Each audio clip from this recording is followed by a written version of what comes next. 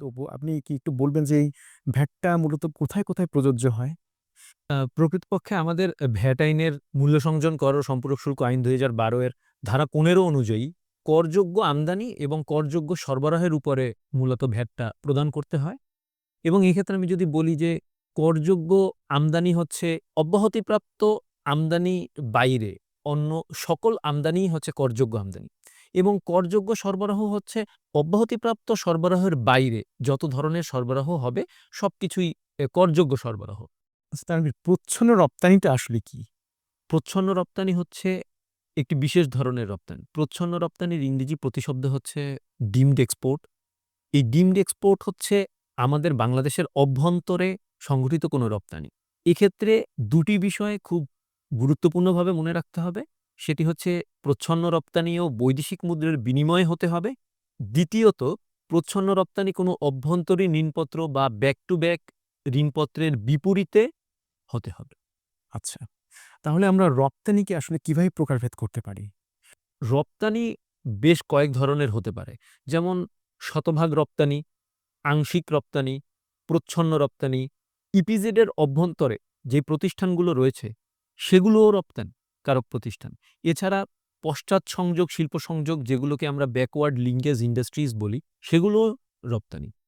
আচ্ছা, আপনি আ আংশিক রপ্তানির কথা বলছিলেন। আংশিক রপ্তানিটা কি আসলে?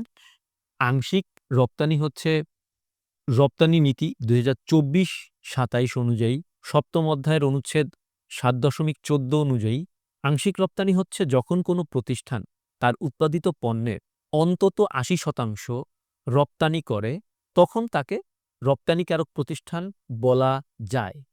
এখন তার বাদবাকি যে অবশিষ্ট ২০% উৎপাদিত পণ্য, এই উৎপাদিত পণ্য সে স্থানীয়ভাবে শুল্ক কর পরিশোধের মাধ্যমে সে বিক্রয় করতে পারে বা সরবরাহ করতে পারে। এই ধরনের প্রতিষ্ঠানগুলোকে বলা হয় আংশিক রপ্তানিকারক প্রতিষ্ঠান। আচ্ছা, আপনি পশ্চাৎ সংযোগ শিল্প প্রতিষ্ঠানের কথা বলছিলেন। এটা কি আসলে? আমাদের দেশে পশ্চাৎ সংযোগ শিল্প প্রতিষ্ঠান হচ্ছে ব্যাকওয়ার্ড লিঙ্কেজ ইন্ডাস্ট্রিজগুলোকে বুঝানো হয়। আমাদের মূসক ও সম্পূরক শুল্ক বিধিমালা ২০১৬ এর বিধি ২ দফা চ এখানে ব্যাকওয়ার্ড লিঙ্কেজ ইন্ডাস্ট্রিজগুলোকে সংজ্ঞায়িত করা হয়েছে। ওই আইনের সংজ্ঞা অনুযায়ী যদি আমি বলি তো ব্যাকওয়ার্ড লিঙ্কেজের প্রতিষ্ঠানগুলো হচ্ছে এমন যারা অভ্যন্তরীণ ঋণপত্রের বিপরীতে বৈদেশিক মুদ্রার বিনিময়ে এমন কোনো ব্যক্তির নিকট পণ্য বা সেবার সরবরাহ করেন, যেই ব্যক্তি পুনরায় কোনো প্রকৃত রপ্তানিকারকের নিকট অভ্যন্তরীণ ঋণপত্রের বিনিময়ে বৈদেশিক মুদ্রার মাধ্যমে ওই একই পণ্য বা সেবার সরবরাহ করে থাকে। সেগুলোই হচ্ছে ব্যাকওয়ার্ড লিঙ্কেজ ইন্ডাস্ট্রিজ। আচ্ছা, তাহলে তো এটা একটি বেশ জটিল প্রক্রিয়া। ব্যাকওয়ার্ড লিঙ্কেজের যে রপ্তানি প্রক্রিয়াটা। আচ্ছা, তানভীর মাহমুদ, আপনি একটু বলবেন যে রপ্তানিমুখী শিল্প প্রতিষ্ঠান এরা কখন মূলত শুল্ক কর সুবিধাদি ভোগ করে থাকে? এই শুল্ক করমুক্ত সুবিধাসমূহকে প্রধানত ৩ ভাগে ভাগ করা যায়। প্রথমত, যে সকল শতভাগ রপ্তানিকারক প্রতিষ্ঠান বন্ড লাইসেন্সের সুবিধা নিয়ে থাকে, তারা বন্ড লাইসেন্সের আওতায় আমদানিকৃত উপকরণসমূহ শুল্ক করমুক্তভাবে আমদানি করে থাকে এবং যদি স্থানীয়ভাবে ক্রয়ের পারমিশন পেয়ে থাকে তাহলে শুল্ক করমুক্তভাবে স্থানীয়ভাবে ক্রয়ও করতে পারে। দ্বিতীয়ত, জাতীয় রাজস্ব বোর্ড প্রায় কিছু প্রজ্ঞাপন দিয়ে থাকে, যেই সমস্ত প্রজ্ঞাপনের মাধ্যমে কিছু সেবার ক্ষেত্রে ওই শুল্ক কর সুবিধামুক্তভাবে তারা এই সেবাগুলো গ্রহণ করতে পারে। তৃতীয়ত, যে সকল প্রতিষ্ঠান বন্ড লাইসেন্সের সুবিধা পায় না, সে সকল প্রতিষ্ঠান আমদানির সময় বা স্থানীয়ভাবে ক্রয়ের সময় বেশ কিছু শুল্ক কর বা মূসক প্রদান করে তার উপকরণ কিনে থাকে। এই উপকরণগুলো ব্যবহার করে সে যখন পণ্য উৎপাদন করে পুনরায় রপ্তানি করে, তখন রপ্তানির পরে তিনি এই শুল্ক কর বা মূসক এগুলো তিনি আবার ফেরত পেতে পারে। আচ্ছা, তাহলে ভ্যাটের শূন্য হার ও ভ্যাটের অব্যাহতি এই দুটোর মধ্যে পার্থক্য কি? একটি চমৎকার প্রশ্ন করেছেন। ভ্যাটের শূন্যহার এবং অব্যাহতির মধ্যে বেশ বিস্তর পার্থক্য রয়েছে। আমি সহজে যদি বলি যে ভ্যাটের শূন্যহার হচ্ছে ভ্যাটের একটি হার, যেই শূন্যহারটা শুধুমাত্র রপ্তানির উপরেই প্রযোজ্য, যেখানে রপ্তানির উপরে কোনো ভ্যাট প্রকৃতপক্ষে দিতে হয় না, কিন্তু ভ্যাটের হার রয়েছে যেটা হচ্ছে ০। অপরদিকে অব্যাহতি হচ্ছে আইনের ১ম তফসিলে উল্লিখিত পণ্য বা সেবাসমূহের তালিকা যেখানে যার জন্য কোনো ভ্যাট আইনের প্রতিপালন করতে হয় না।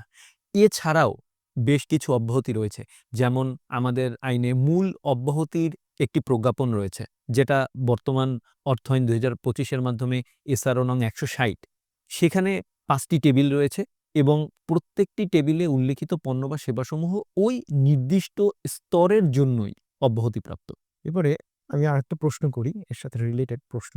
আমদানি শুল্ক ও রেগুলেটরি ডিউটি এটা কোথা থেকে ফেরত পাওয়া যায়?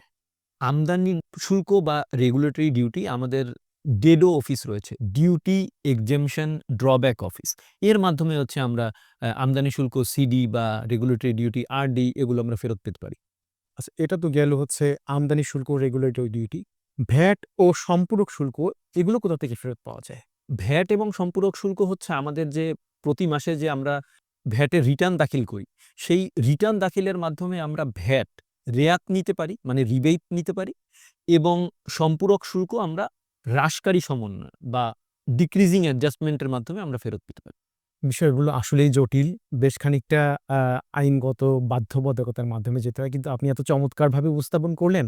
আশা করি আমাদের দর্শক শ্রোতারা এবং যারা ভ্যাট সংশ্লিষ্ট তারা রয়েছেন, তারা এই ব্যাপারগুলোতে অত্যন্ত কার্যকরী কিছু উপদেশ পেয়েছেন এবং দিক নির্দেশনা পেয়েছেন। জনাব তানভীর মাহমুদ, আপনাকে অত্যন্ত ধন্যবাদ আমাদের স্টুডিওতে আসার জন্য। আপনাকেও ধন্যবাদ। আর আমরা আপনার প্রতি কৃতজ্ঞ যে আমাদের এ ধরনের একটা দিক নির্দেশনা এবং হচ্ছে ভ্যাট যারা অনুরাগী রয়েছেন তাদেরকে এই ধরনের আ বিভিন্ন রকম উপদেশের মাধ্যমে, বিভিন্ন রকম প্রক্রিয়া দেখানোর মাধ্যমে তাদেরকে বিভিন্ন উপায় বাতলে দেওয়া বা তাদেরকে প্রদর্শন করা। আশা করি আমাদের ভ্যাট অনুরাগীরা এর মাধ্যমে বিভিন্নভাবে উপকৃত হবেন। দর্শক শ্রোতা, ধন্যবাদ আপনাদেরকে black and white VAT tax customs নিয়ে নিয়মিত পডকাস্টে এতক্ষণ আমাদের সাথে থাকার জন্য। আমাদের সাথেই থাকবেন। পরবর্তীতে বিভিন্ন রকমের বিভিন্ন উপায় এবং বিভিন্ন টপিকস নিয়ে আমরা আবার আপনাদের সামনে হাজির হব। ততক্ষণ ভালো থাকবেন, আইন মেনে চলবেন। ধন্যবাদ সবাইকে। আসসালামু আলাইকুম।